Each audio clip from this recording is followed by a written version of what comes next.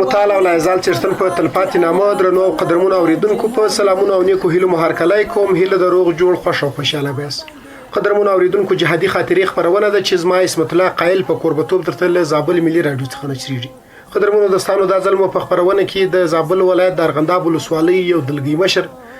محمد آصف زابلوال صاحب سره خبرونه کې د دوی سره به د دوی پر جهادي ژوند ستړیا او خاطرو باندې خبرې کوو. نو هیله د تاسو د خبرونه تر وروستۍ شیبو له موږ سره مل پاتې شئ. د خبرونه په پیل کې زابلوال صاحب تاسو ته هرکلی کوو. په خیر حالاست. وعلیکم السلام ورحمت الله. ښه په خیر خیرت الله پاک مو وساته جوړ اوسئ. مننه. کور مو ودان زابلوال صاحب د لومړۍ پوښتنې په څیر باندې کراته وایاست چې کله مو جهاد پیل کړئ؟ بسم الله الرحمن الرحیم. جهاد خو چې کله موږ پیل تر دا مخه زموږ بل مشر و هغه شهید سوی، له هغه وروسته بیا بل مشر و. نو څو کاله په څوم کال کې شاوخوا کله چې زموږ مشر زابلوال ولو، هغه زموږ مشر و، دلګي مشر ولو. امریکانو په اول ټینګ کې جهاد کوي، دلګي ولو، مرګري ولو، کار ولو. چې هغه کله شهید سو نو له هغه وروسته بیا زما ورور مالوکیل زابلوال هغه خدمت کوي ډیر کلونه وروسته. بیا هغه شهید سو، بیا کار ماته وسپارل سو. په هغه ټینګ کې ډیر سخت شرایط و، ډیر مشکلات و، شهیدان هم ډیر سوي ولو. په دې وخت کې مو پلار هم شهید سوی، په څنګ کې مو نور اکاګان و، مرګري و، ډیر شهیدان سوي ولو. نو له ډیرو مشکلاتو سره مو مخ. نو کله چې تاسو ته دا مسؤلیت سپارل کېدی په دومره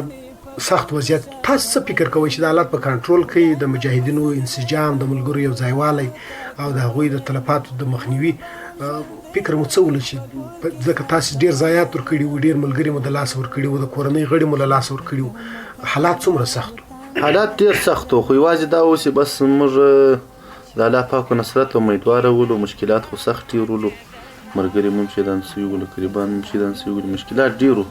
خو بیا هم دا کوشش کوئ چې خپل ملګري سره منظم کو، مجلسونه مو جوړول، علما مو وخت په وخت راوښتو، مشورې مو له مشرانو سره کولې. تر ډیره حده موږ راته په خپل ولسوالۍ کې د علماو سره مشورې کولې، هغه راتلو موږ ته خبرې کولې، عقیدوي خبرې. خپل ملګري و کار و کتار مو سره برابر کړو. له هغه وروسته چې کله مو د خپل ملګري سره منظم سولو، بیا مو خدمت شروع کړئ، کار شروع سو. امید خو مو دا ولو چې الحمدلله د خدای نصرت سره د خامخا به انشاءالله کامیابي راځي. بلا شک. نو بیا مو انشاءالله کار شروع سو، ملګري سره برابر سو، کار ښه مخته روان. د ملګرو کله چې تاسې مثلا دلګي مشر نه واست، مسؤلیت نه و در سپارل سوی، هغه وخت کې جهاد درته وساوه اسانه و، مثلا ستړیاوې ډېرې نه وبخښي او نه که کله مسؤلیت درته وسپارل شو؟ یا په غیر مسؤلیت کې خو جهاد وساوه، سړی له مسؤلیت خلاص یې، د فرد په شکل خدمت کوي، مسؤلیت نه یې ورته راجع. نو کله زه مجبوره شولم زابلوال مو هم چې شهید سو، بیا زموږ ټولو ملګرو، قریبانو،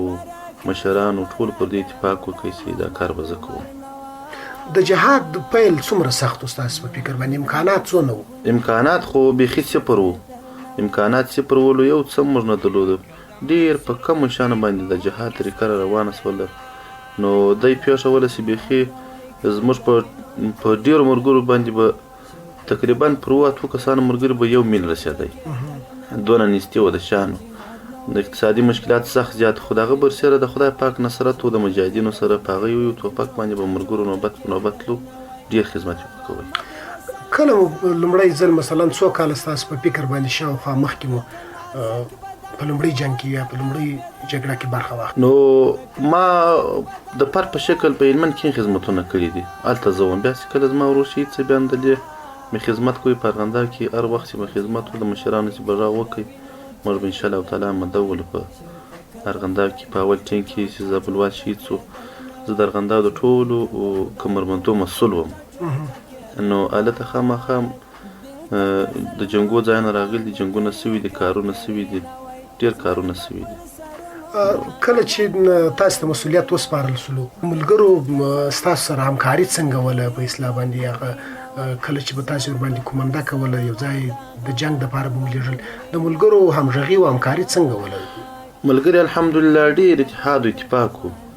تر ټولو کار ملګرو موږ ته کوئ، موږ وساو ټول خدمت به موږ په ملګرو کوئ. ملګري م الحمدلله هر ملګری داسې و لکه یو مشر ملګری داسې کار یې کوئ، ډېر د وخت تجربه څوک صفات یې. بیا مشرانو موږ ته دی خلک روزلي ولو، زما داسې ملګري و چې بیخي ما ته ضرورت لا نه پیدا کېدی، دوی به کار کوئ، خدمت پې کوئ. نو زه به ورسره وم،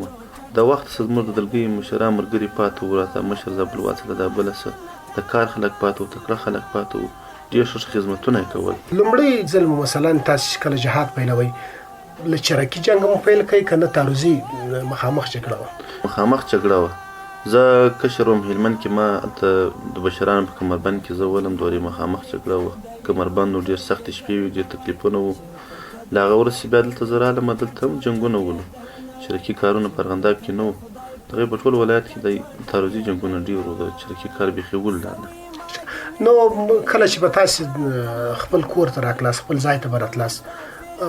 څومره ویره به موجوده وه، څومره ستړې به موجوده وله د کلي له خلکو سره، د علاقې له خلکو سره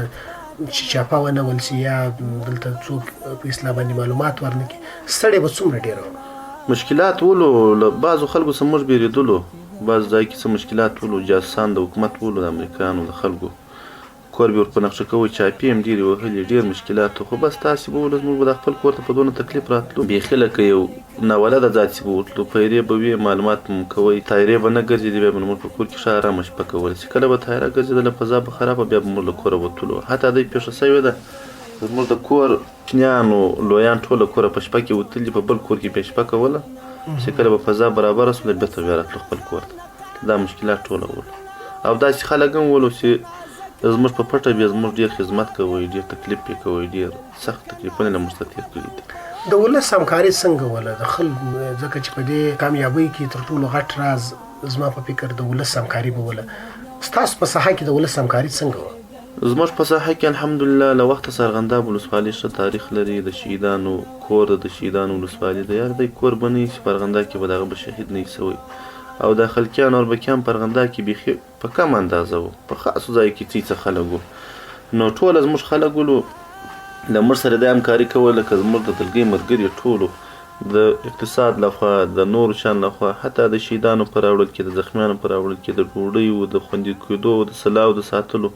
په ټولو کې سخت همکاري کوله. ارغنداب ولسوالۍ له سره تر پایه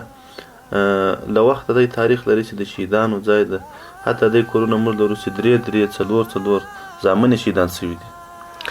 امکانات به مو کله چې پیدا کوله، ساتنه به مو د امکاناتو څنګه کوله؟ مثلا داسې به مرمۍ پیدا کولې، داسې به په کمه اندازه باندې سلاح لاسته درتلله. د دغو ساتنه به ځکه ډېره به مهم هم ستاسې دپاره، ځکه چې د جنګ هغه لومړی د کرښې د لازم شیان ولو، نو دغو ساتنه به بیا څنګه کوله؟ د مهماتو کار خو داسې ولو چې لار ملګري سره به خپل میلو، خپل جانټه و ماشین و مخبره موټرسایکل به ورسره وه، هغه به دغه حفاظت کوئ. که بیا چې داسې زیات مهمات په پیدا سو، غنیمت په سولو، هغه به بیا موږ په یو کور کې خوندي کړلو، هغه به راته ساتلي چې وخت په وخت موږ په کار کېدل، بس موږ به ځینې راخلو. داسې هم کله سوي دي سره جنګ یا جګړې ته تلاس، هلته بیا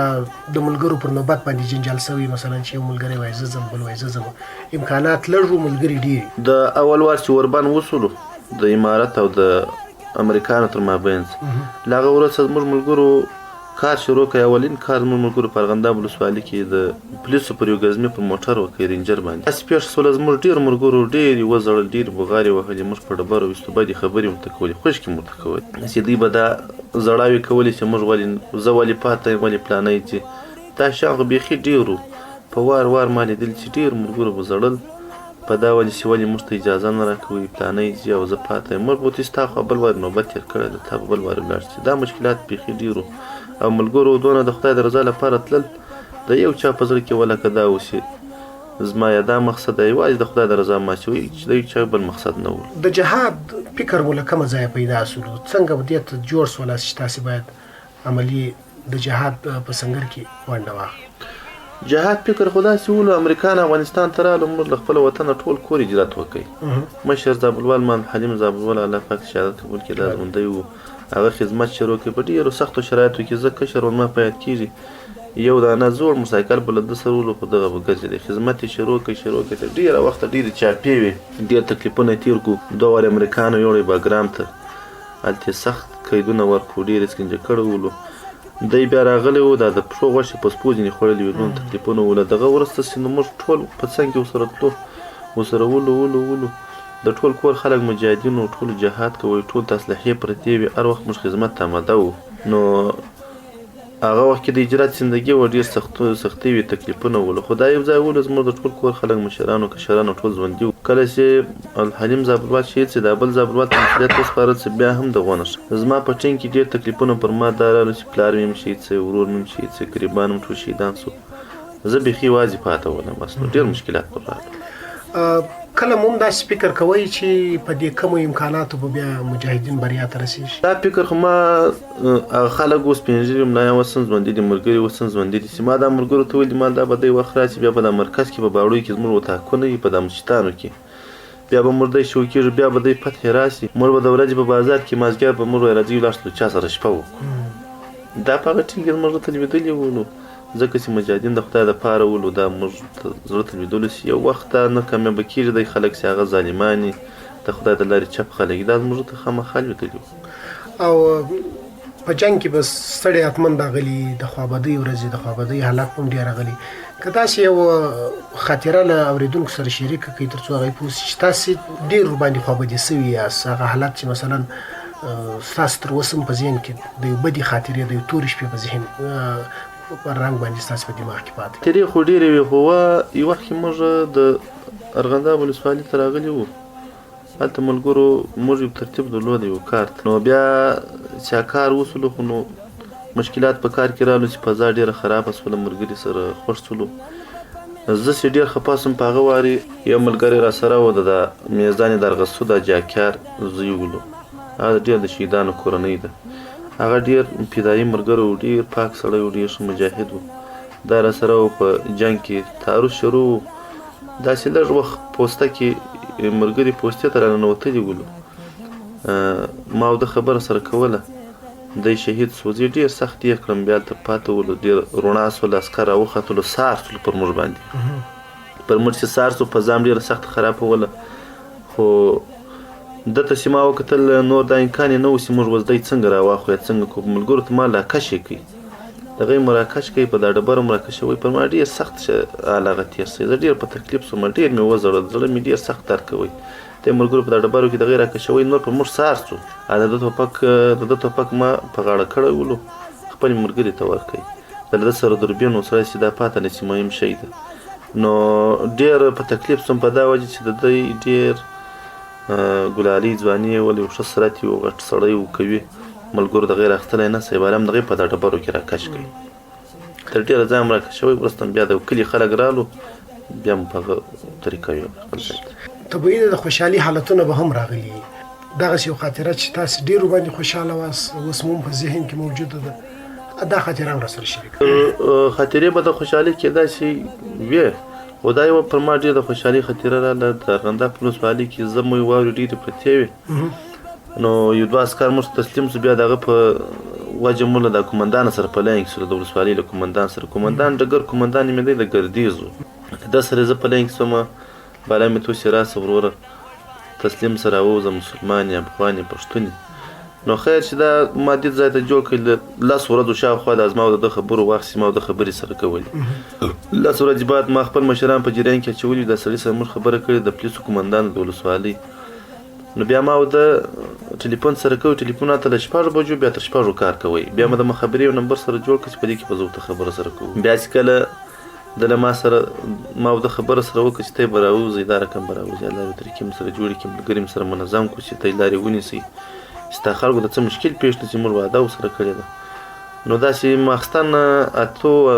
له 9 بجو وروسته دوی له ولسوالۍ راووتلو تقریبا 11 کسه شاوخوا ولو ډېرې اسلحې راخیستې وې بیا د ارغنداب د ولسوالۍ پل په دا پله ملګري ورته ولاړو زه خپله د هلته ورته ولاړم ځکه ما او د دوی واده سره کړې وه ده ویل زه له طالبانو بیریږم ته به ماته په مخکې درېږې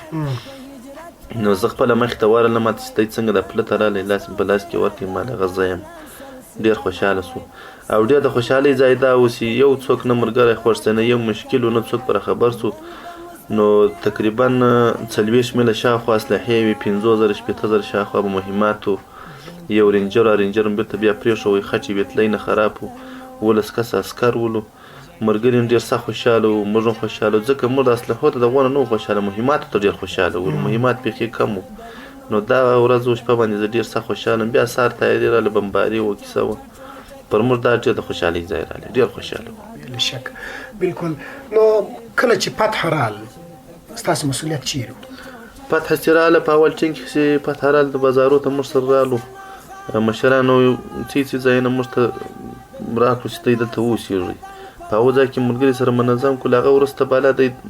ترتیب سم برابر ما خپلو ټول ملګرو ته امر وکړ چې ولاړ شي مدرسو ته سبقان شروع نو اوس وضعیت برابر نه ده تر څو پورې چې مشران بیا غږ کوي بیا به خبره سره کوو څه ملګري مو ولاړو پنجشیر پر مخ کابل پر مخ په خدمت باندې نو تقریبا په دې کې به 20 شپې شاوخوا وتلي میاست بیا زه په ارغنداب ولسوالۍ کې وم ابراهیم صاحب موږ والي و ایوب اخوند صاحب موږ قومندان ما ته زنګ ولې وایي ولایت ته راسه بیا چې رالم بیا ما ته وویل چې د میزان ولسوالۍ ته ولاړ شه هلته به نظم طریقه سره جوړه کړي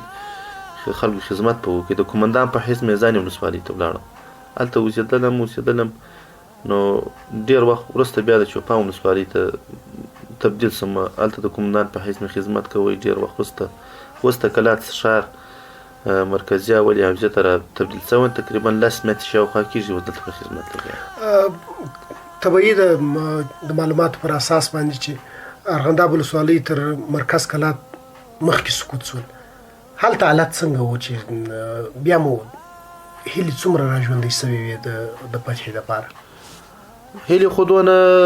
را ژوندۍ شوې وې چې امریکایان ووتل له ارغندابه څخه عموما کې له ټولو کښینو ښارو څخه دوی ووتل زموږ زړونه ډېر بیداره شولو ځکه دا ښکاره و چې امریکایان ته دوی ډېر سخت کومک کوي او دوی ته ډېر کومک کوي هلته د مرغایي بیسو د باغ و دا منطقه چې ولاړله نو دوی بیخي سره راټول څه په یوه مازې ځای کې سره په ضعیفه نقطه کې سره یو ځای سوي ولو ډېر ضعیف ولو په هغه ځای هغه برسېره مجاهدین شاوخوا ټول په راټولو کمربندونه ولو وخت وخت کې تعرضونه پر کول دوی ډېر کمزوري سوي وو دا زموږ دا وایي چې موږ که د ارغنداب ولسوالي فتح شوله کالات په خامخا ځي ځکه د ارغنداب ولسوالي دوی ډېر مقامه جوړه کړې وه ډېر کوشش یې کړی و ډېر امریکایانو اردو پولیسو اربکیان هر څوک یې ځای پر ځای کړي په زراو نو موږ داسې دوی ډېر ضعیفه شولو موږ وویل چې انشاءالله تعالی فتح به خامخا راځي دا موږ دا وضعیت چې ګورو ځکه چې دښمن ډېر پر ضعیفي روان ملګري مو په څومره ساحه کې ستاسو په فکر باندې کمربندونه یې درلودل دغه نظامي ځایو ته نږدې نظامي ځایونه خو په اول ټینګ کې خو ملګري څه ځینې آزاد ولو د شپې لخوا به نږدې ورته راتلو حتی هلته به ورتلو ورې پر دوی تعرضونه کول په دا وروسته وخت کې دوی دونه ضعیفه شولو که درته ووایم چې پر 100 متره به زموږ ملګرو خزه ورته جوړه کړې وه دوی دونه توان نه درلود چې دغه خزې مجاهد یې سره پرته کړی وه پر د مجاهد باندې ټک کړی وای مجاهدین دونه ورته رانږدې شولو دوی به د خپل ټاور کې څه به غږېدلو ملګرو ته به دا معلومات کېدی تر ډېره حده چې دوی په دوی لږ قدر په زور به غږېدل چې دوی خبره کوي او ملګري دونه ورنږدې وو چې بیخي په د خپلو نمبرو کې به ملګرو پر د ښځو د 99 نوم یې شو یعنې د 99 یو پاته د بالا سلې په بیس کې به درته ولاړ دونه ورنږدې وو دښمن ډېر سخت ضعیفه شو په اخر کې د امریکایانو په وتلو سره د مجاهدینو په مورال کې څومره تغیرات راغلل ډېر مجاهدینو د امریکایانو په وتلو سره مجاهدین بیخي خو مخکې هم د امریکایانو په ټینګ کې په ارغنداب کې پر امریکایانو باندې هم بریدونه سوي دي ماینونه و توغندۍ و تریړۍ و ډېر شان چاټېدل دلته هم امریکایانو ته د خوشحالۍ شپې نه دي کړي چاپې یې ول سوي دي مړي یې پاته سوي دي د امریکایانو اسلحې له موږ سره اوس هم شته له ما سره په خپل امریکایانو دوربین شته چې خاص د امریکایانو دوربین موږ ته راپاته سوی دی خوش کړي دي په زابل کې طیارې هم راغلي په ارغنداب کې طیاره بخ سوې ده ویشتل سوې ده طیارې ویشتل سوې دي خو دا ځای اوس چې د امریکایانو له وتلو وروسته نو موږ ته ښه موقع راغله چې دا نور د دوی غلامان چې دي دا دونه توان نه لري لکه امریکایان چې ول په وسلو سنبالو ښه وسایل درلودو ترې وخته مقاومت کوي دا نور چې ول دغه نشیانو بنګیان خلک ولو دا سپېښ سوی د قومندان پر ملګرو پر مجاهدینو خپل عسکر خرڅول مرمۍ به خرڅول یا عسکر به موږ ته و چې دا عسکر ډېر ظالم د ماته معلومات شته په طالبانو به مړ کوي به طالبان ته په لاس ورکوي مجاهدینو ته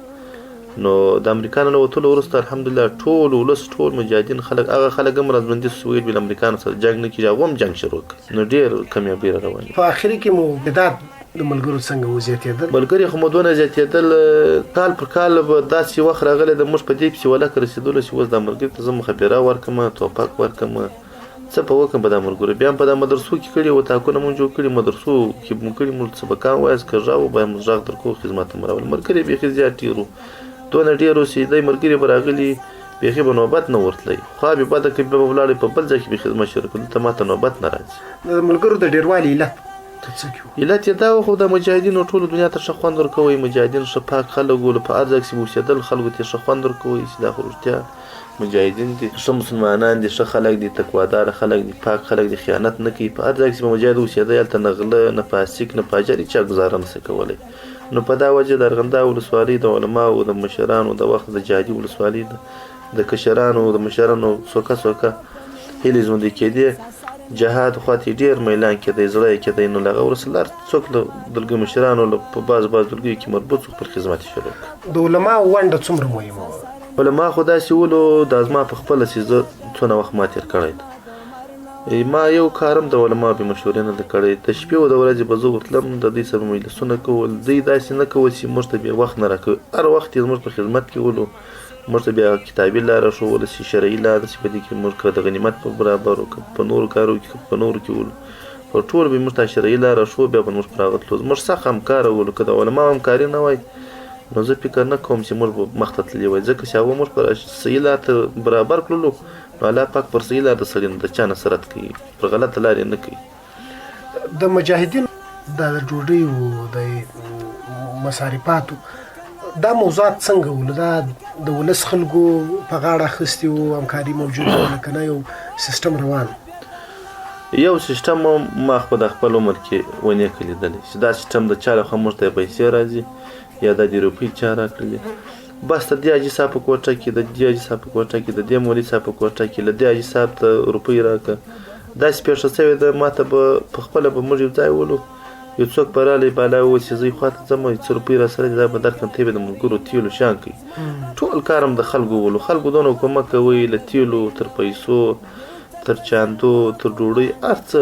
یعنې دې پېښه شوې دغه اوس هغه کښني کښني هلکانو زموږ به خدمت کوي اوس ځوانان شوي دي نو زموږ یې دی خدمت کوي چې په دا کور کې به څوک نه ولي کشر سړی به پاته ولو وبویل ستا خو وله پلانې مجاهدین راغلي نور به د مجاهدینو خدمت کوي په مسجد کې چې به راووسئ چې ډوډۍ راوړي مسجد ته په دا مسجد کې به 15 نفره وو خلکو به د 100 نفرو ډوډۍ راوړله دونه اخلاص خلکو له موږ سره کوي او دا کومک د چا نه دی لیدلی چې اوس موږ ته له بیابانه یا له کومه ځایه پیسې راځي موږ ته په جوبه کې راچوي دا مو یو چا تر اوسه ما نه دی لیدلی تر دا اوسه مې هم نه دی لیدلی چې دا دې اوس موږ ته له کومې خوا کومک راځي چې ته مجاهدین په اوسه دغه د ولس په همکارۍ کومک وباندې ساتي زموږ پرونه هم زابلوال صاحب وروستیو شېبو ته رسېدلې ده مثلا که داسې خبره چې موږ پوښتنه نه یې کړې او پاتې تاسې له اورېدونکو سره شریک کړي خوشحاله به سو خبره خو دی خبره انشاءالله تعالی نشته موږ به دا ټول زه په دا ښار کې یم دلته ما د خپل ملګري منظم کړي دي موږ الحمدلله د ټولو مسلمانانو په خدمت کې که په حوزه کې که په قومنداني کې که په چکپاین ولاړ یم د ټولو خلکو خدمت کوو د خلک دي د ښار خلک دي که نور مسلمانان دي تشویش دې نه کوي چې دا مجاهدین به څنګه ګزاره کوي دلته دی خلک راځي د تیر حکومت قومندانان په تیر حکومت کې موږ په خبرې چې ډېر خوږ یې کړي دي خلک یې شیطان کړي دي خلک یې ځورولي هم موږ په دې سترګه ورته ګورو لکه یو عادي کس ته یو ښه د وطن د خلکو د عامو خلکو په رقم چلند ورسره کوو د خلکو خدمت کوو یو چاته بده خبره نه کوو نه حق لرو الحمدلله نظام جوړ د محکمې دي ترتیبونه ټول برابر دي یو څوک دې دا تشویش نه کوي په ښار کې چې د هر چا څه خدمت یې که شپه یې که ورځ یې زموږ مجاهدین انشاءالله مدد یې ټلیفونان کار کوي په هر ځای کې خپل همکاران لرو له موږ سره ساعت پر ساعت معلومات کوي نو ټول خلک دې مطمئن واوسېږي انشاءالله تعالی موږ د دې په خدمت کې که څه خدمت وکړو که شپه یې که ورځ یې موږ آماده یو ډېره زیاته مننه محمد آصف زابلوال صاحب چې زموږ سره مرکې کولو ته حاضر سواست کور مو ودان الله پاک مو وساتي قدرمنو اورېدونکو له تاسو ټولو درنو هم مننه چې د خپرونې تر وروستیو شېبو له موږ سره مل واست تر بیا او بلې خپرونې مو پر لویه لاس سپارم شاد اباد او بریالي